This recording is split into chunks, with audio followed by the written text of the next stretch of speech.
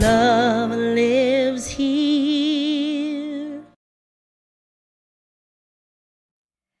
So let's come together in consciousness for a moment and say our focus statement together. Is it up there? Okay, here we go. We embolden people to live their highest potential through the transformative power of love. Beautiful. So Constance let it out of the bag that I'm speaking today. I thought anyone in the sanctuary might be a little suspicious that there was no one sitting in the front row for me to introduce. We had a few unforeseen circumstances with our speaker that had been scheduled. And so I am joy-filled and honored to step in to do our talk today. I wasn't joy-filled yesterday, believe me. Just saying. But anyway, I'm joy-filled today, so that's all good. And I do want to let you know that I asked Reverend Jeffrey if it was sacrilegious to sit in his chair up here, and he said, no, indeed. So all is well, in case you were all worried about that.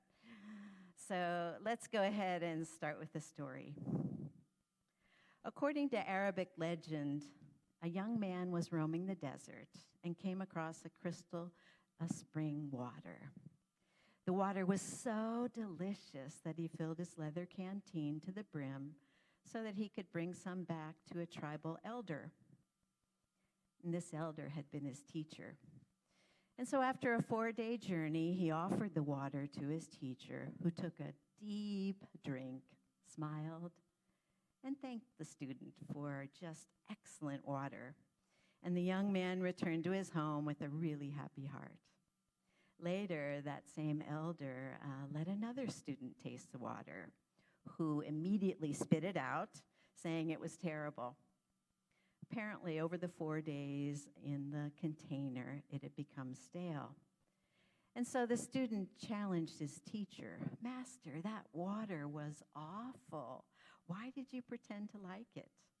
And the teacher replied, "You only tasted the water, whereas I tasted the gift." The water was simply the container for an act of loving kindness. So the elder was in deep appreciation for that act of loving kindness. Now, would I have reacted in that way? Responded in that way? I think it's a little highly unlikely, but like any other spiritual capacity, we can develop deep appreciation as a way of being. And when we do, we're tuned into the vibration of love. So as most of you know, we are basing the Sunday talks as well as the weekly tools of transformation on a wonderful book called The 15 Commitments of Conscious Leadership.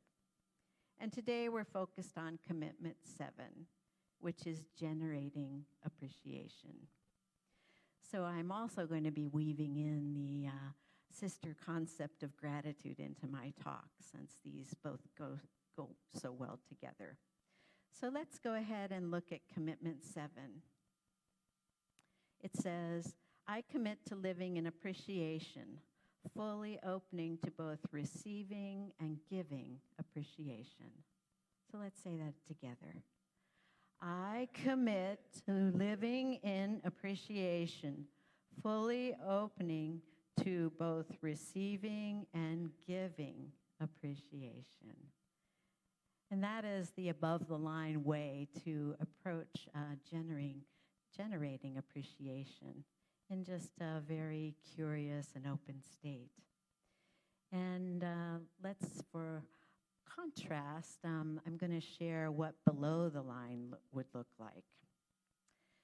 I commit to feeling entitled to what's mine, resenting when it's not acknowledged in the way I want. So that's really snarky, it's closed and restrictive. I'm going to just tell the truth that I have to admit that I've been petulant in that way at times. And if I am below the line, that usually means like I'm feeling like I'm not enough. And it really is an uncomfortable way to live. And so I know each and every one of us have spiritual tools and practices to be able to course correct. By contrast, committing to living in appreciation and in gratitude is really expansive. And what we know is that this must also include an openness to both receiving and giving appreciation in equal measure. When anyone blocks the flow, for example, of not wanting to receive appreciation, that just prevents the other person from experiencing the joy of giving. It is all a balance, and we're going to talk about that in just a bit. But I want to present to you from the book how they define appreciation, and they do so in two parts. The first element is known as sensitive awareness. So the first step is simply paying attention, and that requires being in the moment, bringing our focus to the person or situation. And beyond that, also noticing any subtle differences or nuances. My sister-in-law, Mary, a beautiful watercolor artist, came to mind as my image of a master in sensitive awareness. Whenever we went on walks together, even in downtown Riverside, she would often point out exquisite shading and colors and unique features in architecture, or she'd notice the beauty and the interactions between passersby. And I'm sure Ray has the same eye for fine-tuned awareness. Any artist does. And we all can increase that capacity. And then the second part to the definition of appreciation is an increase in value. We all know that when something appreciates, it does grow in value. Just watch Antiques Roadshow. I like that show. Or if you're in real estate, I don't see Frank here, but if you happen to be, you know well the value of increasing in value. And so someone living in this commitment does set the intention of having their relations, circumstances, and experiences become more valuable. As Reverend Jeff likes to say, what we appreciate appreciates. So the more consciously we show appreciation each day, being grateful for all the intricacies of life, the more we'll find to appreciate and give thanks for. And it does set in motion an ancient spiritual law. The more you have and appreciate, the more will be given to you. And so again, I'm going to return back to part of this agreement that we have in Commitment 7, which is both receiving and giving appreciation. And we're going to start with receiving it. Who here is good at receiving appreciation? Look, okay, we got 2, maybe 3. So anyway, I'm going to tell on myself. This is not my forte. I am the one, after all, who shut down the Core Council's idea of having a retirement party for me. Yes, I really did that, and I'm telling on myself, setting aside that perhaps I'm not fully retired.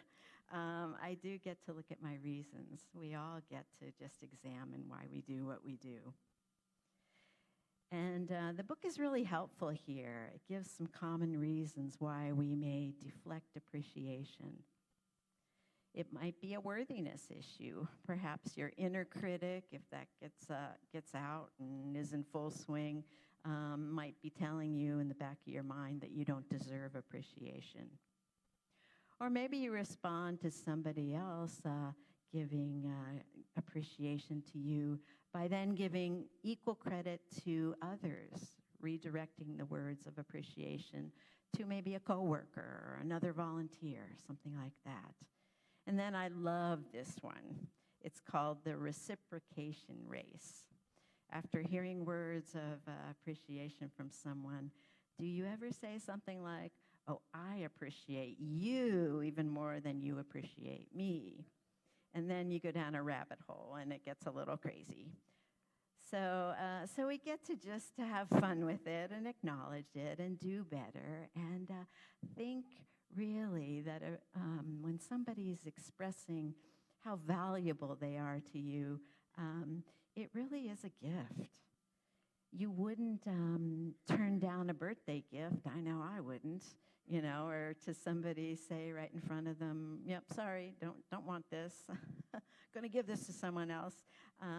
That's really the same thing as if you were to shut down anybody who is offering their appreciation to you. And so, absolutely, as I said earlier, refusing that appreciation robs the person of giving you a gift. And it's really cheating both of you out of an experience of growth and expansion and connection. So if this ever happens to you, somebody starts to tell you what they value in you, I encourage you to pause. I love that sacred pause. It does a lot. Breathe, and then just say thank you. Okay? All right, somebody said yes. Thanks, Cindy. All right.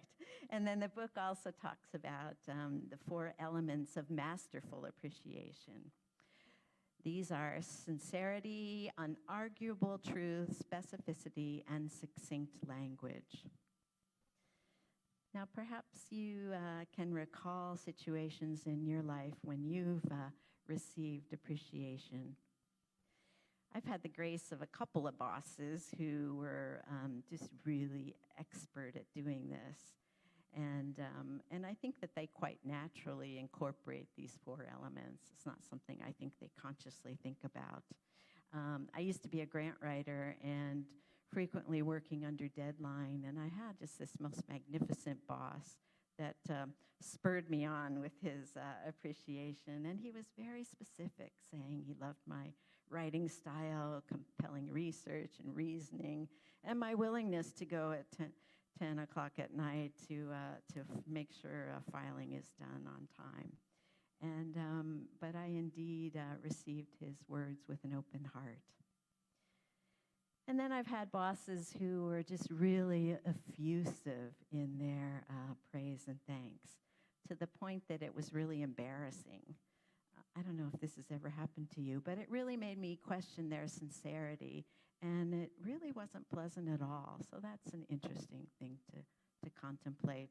And then, of course, there's those situations where nobody ever thanks you, and that's no good either. So anyway, and then what also came up for me is thinking about some beautiful friends.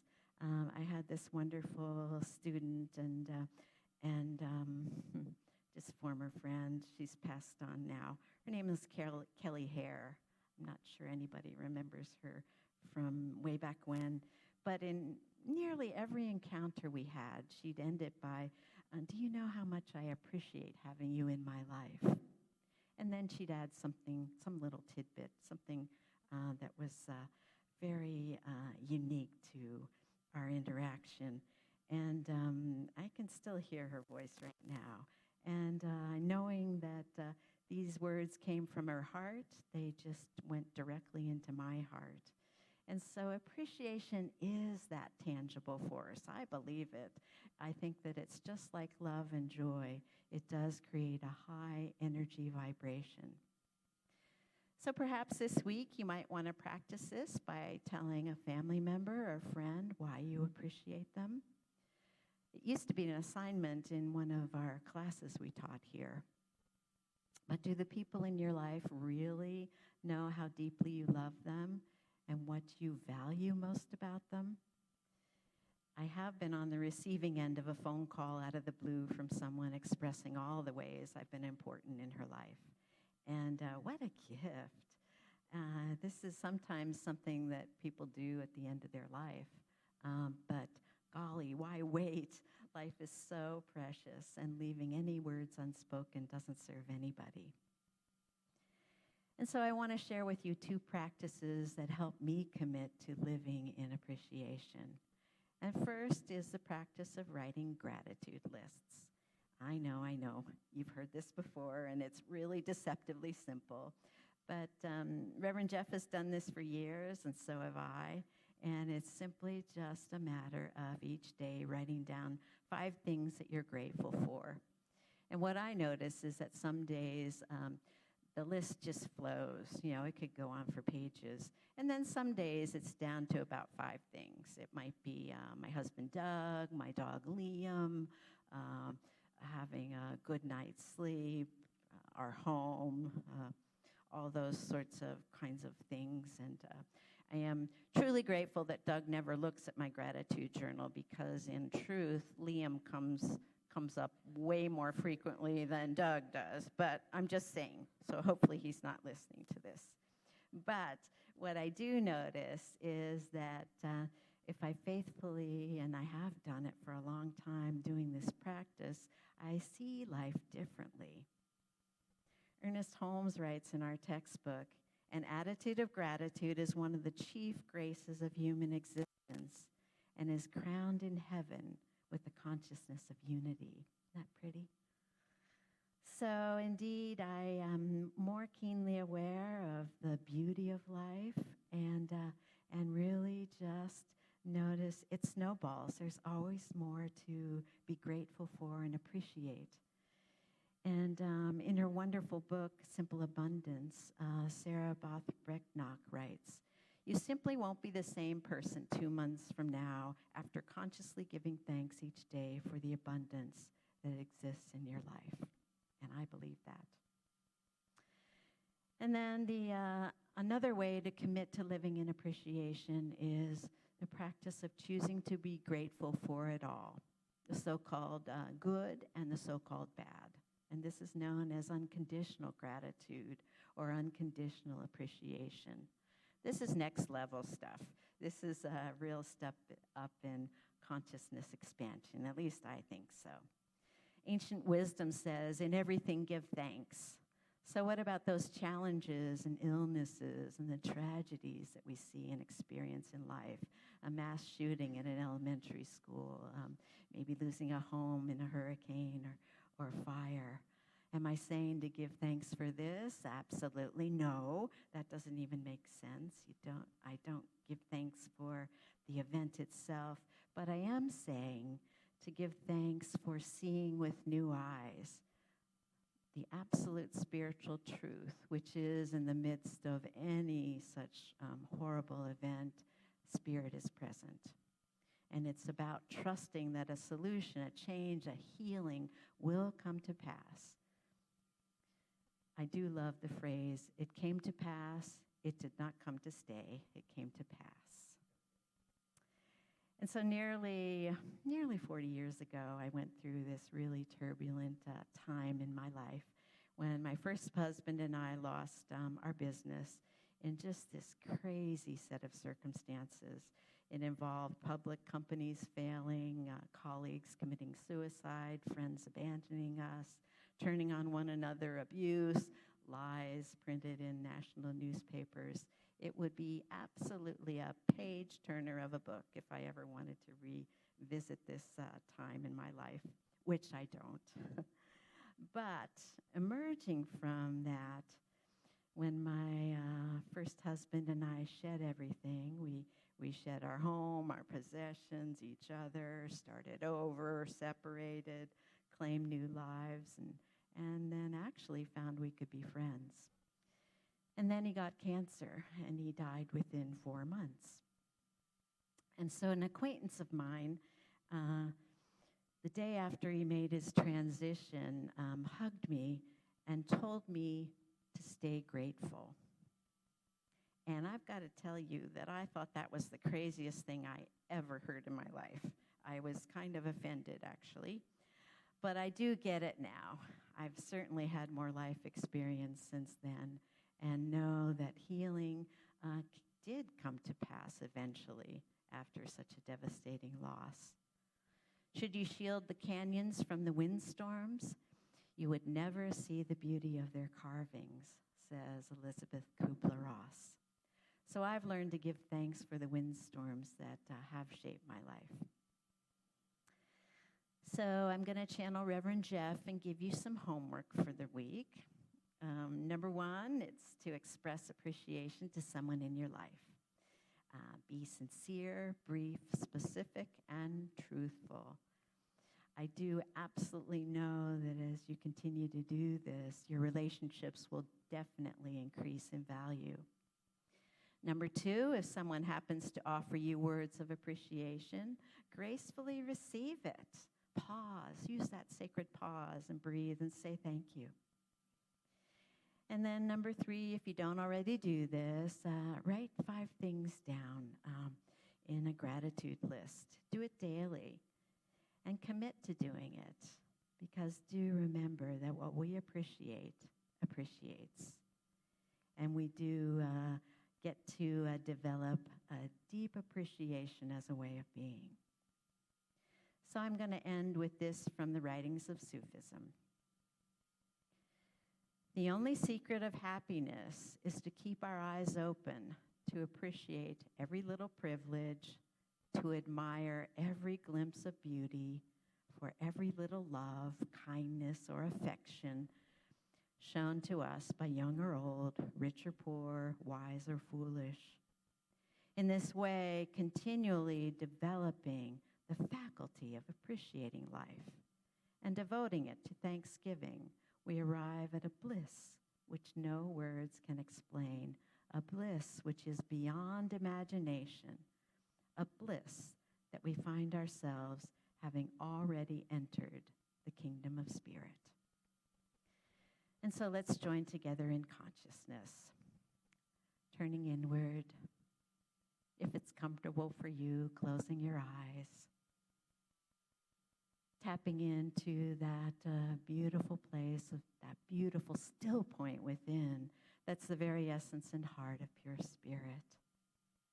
Spirit within, where it does reside and abide in each and every one of us. And we call forth that beautiful, enduring spiritual truth of life, which is there is only spirit, only one presence, only one power, only one divine energy and source of absolutely everything. It is the presence and the power of love intelligence, animating every person, every place, and everything. Its nature is unconditional love, deep, pure agape love. Its nature is joy and harmony. It's the beauty and the opulent supply that is limitless and boundless in its goodness. It is truth and joy, unspeakable joy, and absolutely so much more than we can really even conceive with words. For indeed, this presence, this power, this source of our life is limitless and boundless. It is the first cause of everything, eternal and everywhere present, ever available, pure potentiality. And because there is only one, I know absolutely that I'm inseparably one with the one, a beautiful and radiant expression of the Most High God. And I know that this is the same truth for and about each and every one of us. We are God expressing. We are points of light. We are open and receptive to truth and wisdom and grace and beauty and just limitless and boundless good that cannot help but outpicture as we focus our attention to appreciating life deeply and joyously and radiantly. So right here and right now, I speak my word for each and every person within the sound of my voice. I know absolutely that we are whole, healed, and free, open to the whisperings of spirit, divinely guiding us now and always for the highest and best good of all concerned.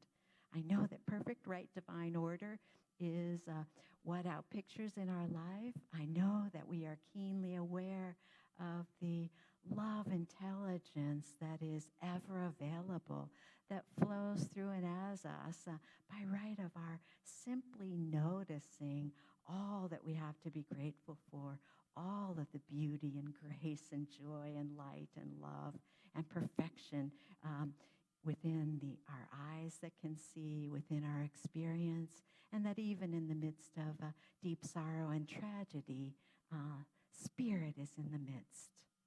I claim this and I know this, And I pour forth a blessing not only to each and every one of us individually, but to us collectively as a beloved spiritual community. I'm knowing that we are moving forward with grace and with ease to our greater yet to be, open and receptive to just that perfect and right new home that is ours by divine appointment. Open and receptive to letting go of anything and everything that no longer serves, and stepping out and stepping forward, and all is well. So I am truly grateful for answered prayer. I am profoundly grateful for Spirit expressing in, through, and as us, knowing absolutely that the pure potentiality, the limitless love intelligence of God serves to heal us, to renew us, to restore us, to cause all things to be made new and most magnificent. And with much love, I release these words to the action of the law. A new cause is set in motion. These words cannot and do not return to me void. So I lovingly let it all be so. And together we say, and so it is.